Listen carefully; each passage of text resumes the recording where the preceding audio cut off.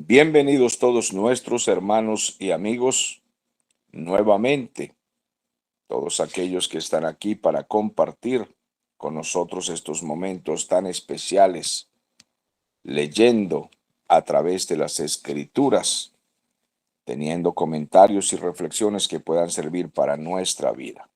Hemos llegado al capítulo 6 de la epístola a los Efesios. El apóstol Pablo está prisionero y está observando a los soldados romanos que están custodiando a los presos, y en este caso, pues a él mismo. Él está siendo custodiado, pero tiene libertad para escribir, o sea, tiene ciertos privilegios. Le están permitiendo escribir cartas.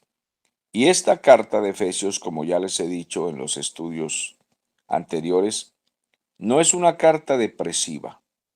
Él no está contando que está triste, que necesita pastillas para la tristeza, para la aflicción, que necesita unas vitaminas que lo animen. No. Por el contrario, estando prisionero en cadenas, él dice, soy preso de Jesucristo. Soy preso por amor a vosotros. Soy preso por causa del Evangelio. Pero él da instrucciones a la iglesia de cómo comportarse los que están libres. Estando prisionero, da instrucciones a los que estamos libres y nos dice cómo vivir cada día en esta batalla.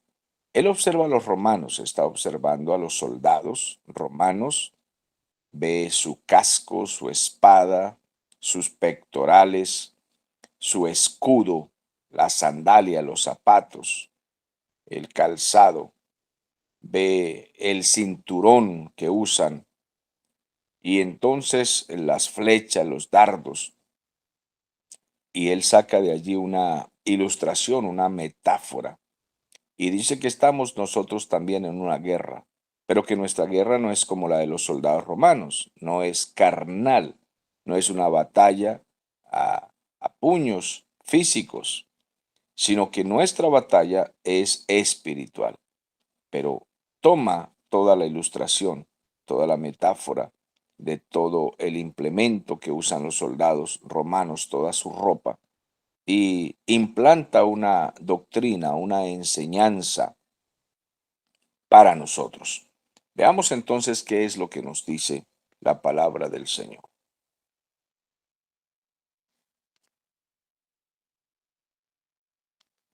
Efesios capítulo 6. Estamos a partir del versículo 10. Por lo demás, hermanos míos, fortaleceos en el Señor y en el poder de su fuerza. Vestíos de toda la armadura de Dios, para que podáis estar firmes contra las acechanzas del diablo. Porque no tenemos lucha contra carne y sangre, o sangre y carne, sino contra principados, contra potestades, contra los gobernadores de las tinieblas de este siglo, contra huestes espirituales de maldad en las regiones celestes. Por tanto, tomad toda la armadura de Dios para que podáis resistir en el día malo y habiendo acabado todo, estar firmes. Estad pues firmes, ceñidos vuestros lomos con la verdad, y vestidos con la coraza de justicia, y calzados los pies con el apresto del Evangelio de la paz. Sobre todo tomad el escudo de la fe, con que podáis apagar los dardos de fuego del maligno, y tomad el yelmo de la salvación y la espada del Espíritu, que es la palabra de Dios. Ahora, ¿cómo es todo esto de tomar esta armadura, toda esta ilustración que usa Pablo? Dice, pues orando, orando en todo tiempo, esa es la manera. ¿Y cómo se ora? Dice, pues con toda oración y súplica en el Espíritu, o sea, hacia Dios. Una oración en el Espíritu. Esa es la manera de ponerse la armadura todos los días. ¿Y cómo más? Bueno, pues velando, velando en ello con toda perseverancia, todos los días, y con toda súplica, orando por todos los hermanos que están en la misma guerra. Incluso, dice Pablo, oren también por mí, porque cuando yo abro mi boca necesito que me sea dada palabra para dar a conocer con denuedo, con fuerza, el ministerio del Evangelio. Necesito que oren por mí. por el cual soy embajador en cadenas. Estoy encadenado, pero igualito, soy un embajador, soy un mensajero, dice Pablo, soy un evangelista, en este caso un apóstol, que con denuedo debo hablar de Jesucristo como debo hablar, o sea, con poder, no deprimido, no triste, dice, para que también vosotros sepáis mis asuntos y lo que hago todo os lo hará saber Tíquico, el hermano amado fiel ministro del Señor que estoy enviando, pues con esta carta para que ustedes la reciban allá, el cual envía a vosotros para esto mismo, para que sepáis lo tocante a nosotros y que consuele vuestros corazones. Él no les va a llevar una carta de tristeza, no les va a llevar mensajes depresivos, llorando, todos por mí, porque estoy preso en cadenas, no. Estoy en cadenas, he sido a través de los años maltratado, estoy en esta cárcel, dice Pablo, pero ustedes tengan paz. Paz a todos los hermanos con fe de Dios Padre y del Señor Jesucristo, y que la gracia sea con todos los que aman a nuestro Señor Jesucristo con amor inalterable. Y así finaliza él la carta a los Efesios, hablando de guerra espiritual. Este asunto de la guerra espiritual ha sido lamentablemente muy torcido, mal interpretado, muy triste que esto se haya tomado como una doctrina para el error, como un mensaje para desviar a las personas del verdadero mensaje y contenido de estos textos o de lo que Pablo pues quiso decir aquí, y que la verdad está con mucha claridad. Que lo tuerzan los herejes y los falsos maestros, pues es asunto de ellos. Pero la iglesia no debería correr detrás de esas doctrinas y esas enseñanzas que ahora llaman guerra espiritual, rompimiento de cadenas o maldiciones generacionales y que otras cosas es que enseñan, liberaciones, sanidad interior, y un asunto psíquico, una manipulación mental que se usa ahora en las iglesias con esto de la guerra espiritual.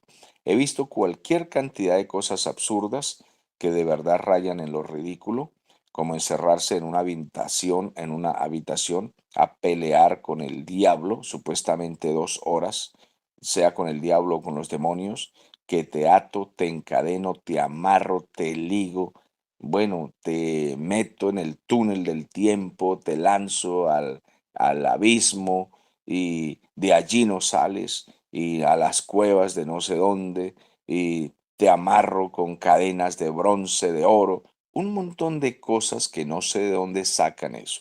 Aparte de eso, se inventan nombres de ángeles caídos. Supuestamente esos nombres se los ha revelado el Espíritu Santo, dicen ellos, y llaman a los demonios por sus nombres. ¿Qué demonios territoriales?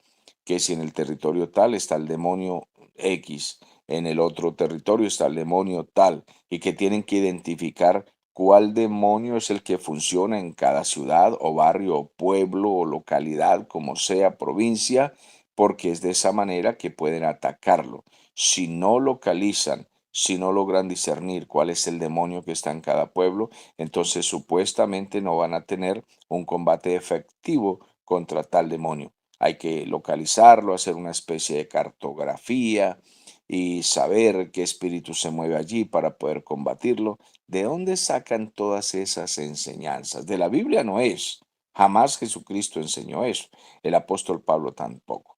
Entonces comencemos esta enseñanza con esta breve introducción para decirles que lo primero que nos vamos a cuidar es de especulaciones absurdas, que la verdad son malignas, herejías, cosas locas, filosofías huecas, que no sé de dónde provienen, pero sin duda de mentes sin oficio, de gente que anda por allá en la ilusión del trasnocho y que piensan que tienen ese tipo de revelaciones. Con la palabra del Señor no solamente hay que ser más serio, sino que hay que ser más temeroso. Cuando se va a exponer la palabra del Señor, hay que tener cuidado de no especular, de no decir cosas que no están escritas en la palabra de Cristo, de no inventar doctrinas y herejías, ni aquí en este pasaje, ni En ningún otro pasaje de la Biblia donde nos habla de guerra espiritual, como en el capítulo 9 y 10 de Daniel, donde él está en ayuno orando y viene un ángel y le informa que tiene un mensaje para él, pero que hubo un combate en el cielo. O en Apocalipsis 12, donde también se nos habla de un combate en el cielo, no se nos habla de ninguna manera de este montón de cosas que se están inventando en las iglesias, a las cuales los falsos maestros le llaman guerra espiritual, rompimiento de maldiciones generacionales y no sé qué otra cosa, limpieza psíquica de la mentalidad, de la infancia, sanidad interior y no sé qué otras cosas más inventarán. Es necesario combatir las herejías antes de poder hablar de un tema como el que está escrito aquí de la guerra espiritual. Amados hermanos, si alguien conoce a Cristo en verdad, si alguien se ha arrepentido en verdad, si alguien de verdad se ha convertido, las cadenas fueron rotas y conoceréis la verdad que es Cristo, y la verdad os hará libres. Ya no se necesita todos esos sermones, rituales, reuniones extrañas para combatir supuestamente horas y horas para que Dios liberte a una persona que ya ha sido libre, ya aceptó al Señor, ya recibió al Señor, es decir, ya fue acepto por el Señor. El Señor ya lo trajo a su reino, ya lo perdonó, ya se arrepintió. Ahora lo que tiene esa persona que hacer es dejar las mañas, dejar las prácticas, dejar los pecados. Ya el Señor lo libertó, rompió las cadenas, lo limpió con su sangre. Ahora la Biblia dice que dejemos la mentira, la truhanería, etcétera, todos los pecados mencionados allí, que los abandonemos. No dice que pasemos por sesiones de sanidades, de liberaciones, de rompimiento de cadenas. Eso no está escrito en la palabra en ninguna parte. Cristo nunca lo enseñó, los apóstoles tampoco. Pablo nunca le dijo a Timoteo, mira Timoteo, acuérdate de practicarle a la iglesia liberación, rompimiento de maldiciones generacionales y hales sesiones de guerra espiritual. Y no te olvides que Tito fue maltratado cuando era niño y hay que hacerle una sanidad interior para que ese hombre deje los complejos y si puede pártale una tortica, acarícielo y cómprele un carrito por ahí para que el niño sea sanado de todos los traumas psicológicos que trae desde su infancia. Haz eso con Tito. Acuérdate también de hacerlo con Filemón y cura a Tíquico también, que está medio traumatizado psicológicamente porque su papá cuando él era niño lo maltrataba. Eso no está escrito en la palabra, mis amados hermanos.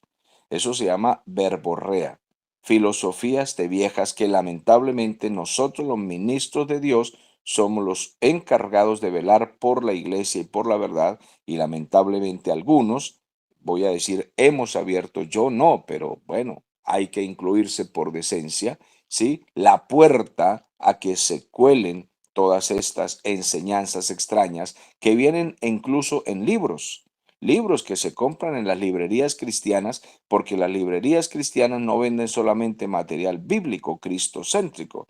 Las librerías cristianas también venden basura, porque a ellos lo que les importa es el negocio, vender lo que sea.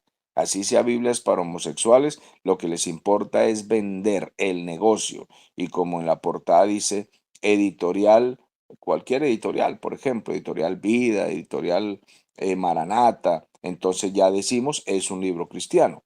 Porque como ahí dice Dios, entonces es un libro cristiano. Eso mismo pasa con la música. Todos los cantantes ahora están resultando cristianos y sacan música cristiana y entonces son personas sin Cristo, viven como hijos del diablo, un poco de drogadictos, borrachos y homosexuales, pero ahora sacan una otra canción cristiana, incluso himnos del himnario, los han grabado y entonces ahora lo venden como pan caliente. ¿Y quién lo compra? ¿Quién cree usted que compra todos esos libros? ¿Quién compra esas canciones? ¿Quién compra ese material supuestamente cristiano?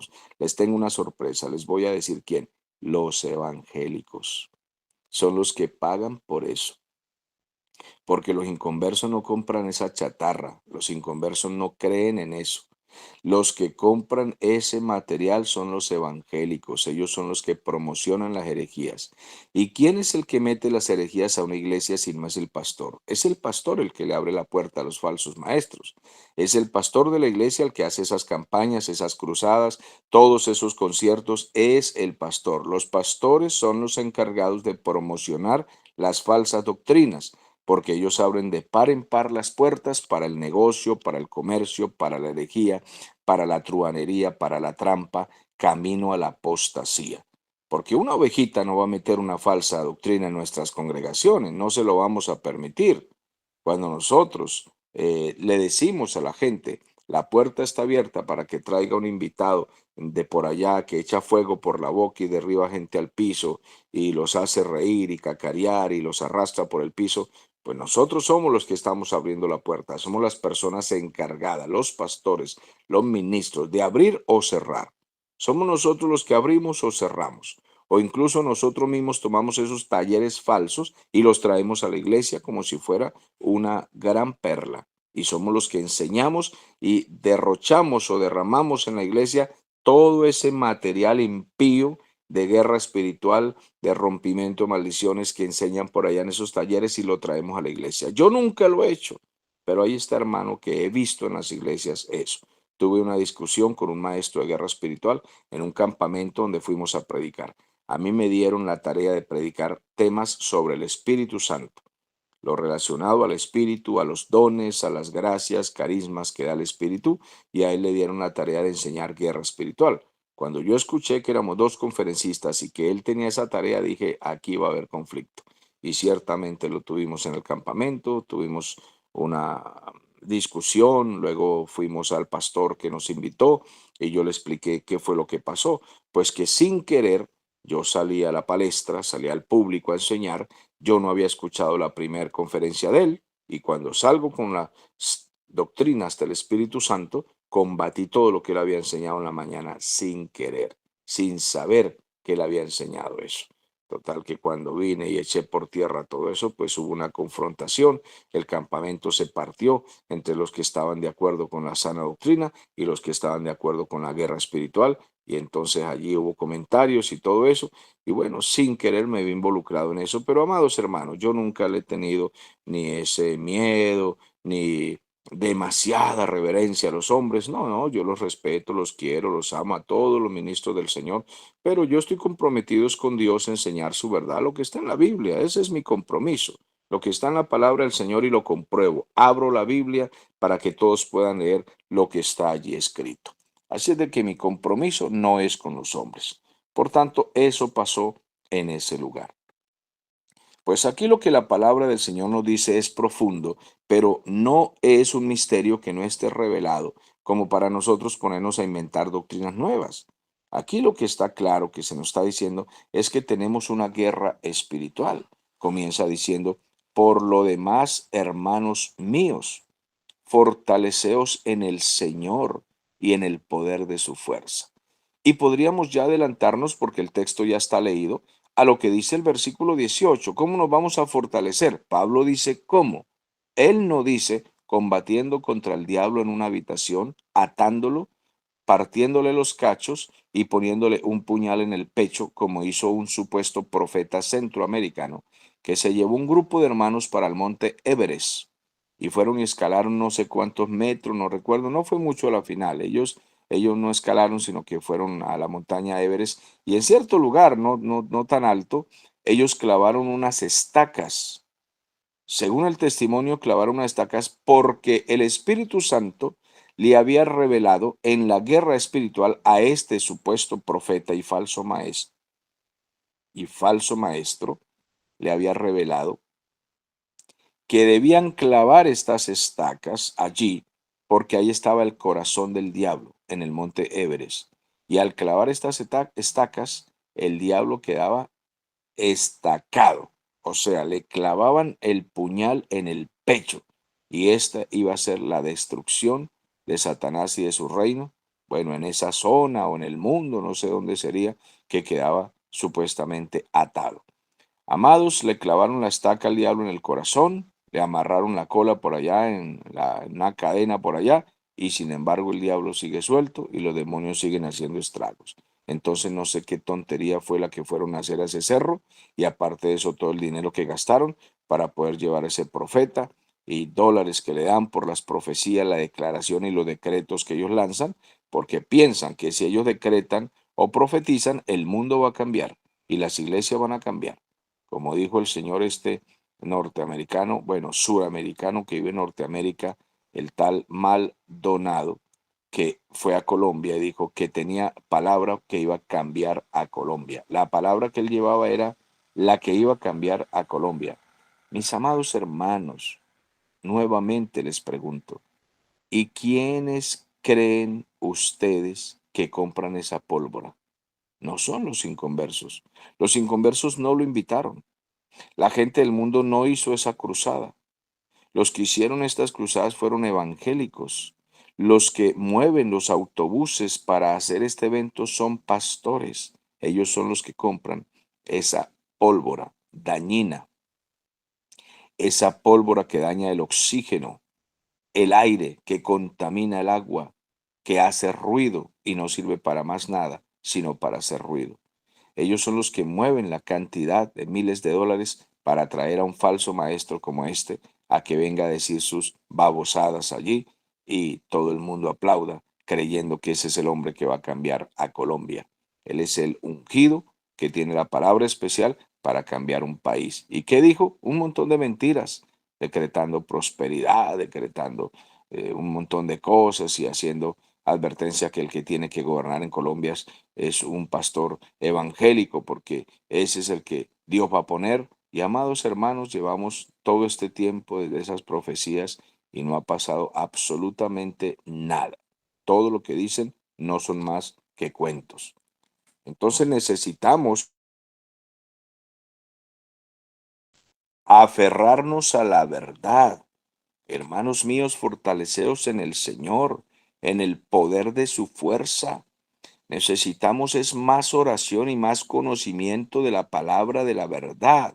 Es la única fortaleza que nos hace resistir, como está también en la primera epístola de Pedro capítulo 5, donde el apóstol Pedro nos advierte, resistid al diablo, sed sobrios y velad, porque vuestro adversario el diablo, perdón, anda como león rugiente, buscando a quien devorar. El apóstol Pedro nos hace esta advertencia en la primera epístola, capítulo 5. Resistid al diablo. ¿Y cómo se resiste al diablo? ¿En esas guerras espirituales? No. Ya estamos en una guerra espiritual por el hecho de ser hijos de Dios, de ser cristianos. Se resiste en oración y en la verdad. Cuando usted está en oración, en santificación y en la verdad, usted está resistiendo. Porque la primer batalla que usted tiene no es contra sangre y carne, es decir, contra personas. No es su mujer su enemiga, tampoco es su suegra, no le eche la culpa a su suegra. No se trata de los vecinos, no son personas. Su enemigo no es el presidente de la República, aun cuando no nos guste su política. Su primer enemigo va a ser su mente, su propia carne, sus propias pasiones. Y el enemigo que es el motor, el diablo, los demonios, que es el motor para poner propulsión a todas estas tentaciones. Esa es la primera batalla que vamos a tener. La primera batalla es contra usted mismo, mi querido hermano. Es contra nosotros mismos. Cada uno en esta mañana diga, es conmigo la pelea, conmigo, con mi persona. Yo peleo contra mí, contra ese ser que se levanta siempre para buscar los deleites terrenales. Esa es nuestra primera batalla, nuestra primera pelea. Entonces deje a la suegra quieta, deje a los vecinos quietos, deje a su mujer quieta, deje a su marido quieto y no le diga que él es el diablo contra quien usted está peleando. No, su pelea no es contra su vecino ni contra su esposo. Su pelea principal es contra usted mismo, su mal carácter, su temperamento, sus pasiones, sus instintos. Primero es contra usted. Es una guerra espiritual contra las cosas que el enemigo propone y plantea para que usted no pueda servir con libertad. El enemigo no está interesado en tentar a los tibios ya son de él. El enemigo no está interesado en tentar las iglesias herejes o los creyentes herejes, en tentar a los falsos profetas, a los falsos maestros, no, esos ya son de él. El enemigo no está interesado en poner tentaciones en los prostíbulos, en el bar, en la discoteca, de ninguna manera. ¿Qué tentaciones va a poner en ese lugar si ese es su reino? Todo eso le pertenece. A él le pertenece la cancha de tejo, el billar, el bar, la cervecería, la discoteca, las fiestas mundanas que hacen nuestros vecinos. Ese es el reino de Satanás, le pertenecen a él. Y nosotros con tirar pólvora al cielo y decir, los desato, los libros no los vamos a librar así nomás. Hay que rogar a Dios por esas almas, número uno. Número dos, hay que darles buen testimonio. Número tres, hay que predicarles el evangelio, porque no hay otra manera de resistir a Satanás sino predicando y dando buen testimonio y manteniéndose en oración y santificación.